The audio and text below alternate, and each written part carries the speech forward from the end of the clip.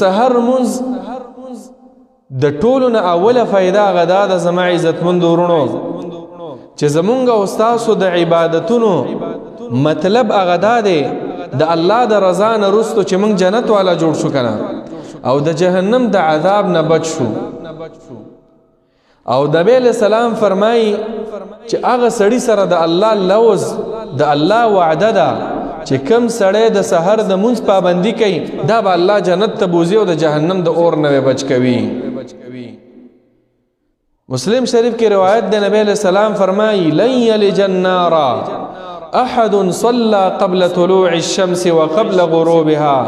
سوک چې د سحر د منځ پابندي کوي لن یلج النار هیڅ چیرې به دا اور ته داخل نشي جهنم ته.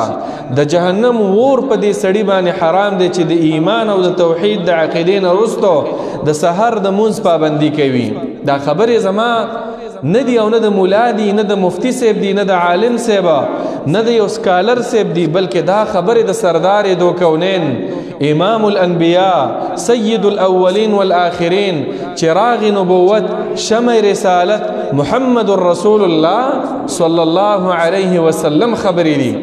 چې هغه فرمایي لن یلج په عربی چې څوک پوهیږي معنا دا ده چې بالکل په جهنم ته داخل نشي چې څوک د مازیګر او د سحر د منځ اهتمام کوي او دا نه پرېږدي په خپل ټیم باندې دا منځ کوي.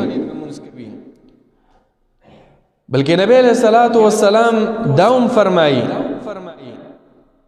چې پنځه منځونه دي الله تعالی په بندگانو فرض کړي که چا دا پنځه منځونه کول فمن جاء بهن ولم يضيع منهن شيئا او د دې پنځه وانو منځونو پابندي کوله یو منځ پکې نه خرابو. نو دې ټکو ته تاسو ګورئ پیغمبر څه فرمایي کان له عند الله عهد ان يدخله الجنه دغه سړی سره د الله وعده ده او الله ور سره لوز دی چې دا به جنت ته داخله او رب العالمین چې وعده وکي وعده پوره کوي کنه ان الله لا يخلف الميعاد انك لا تخلف الميعاد رب چې وسوي هغه کوي ځکه ومن اصدق من الله قيلا ومن اصدق من الله حديثا د الله نه څوک رښتینی ذات نشته دی. او هغه کسانو ته چې د سحر د منځ پابندي کوي پس د مرګ نه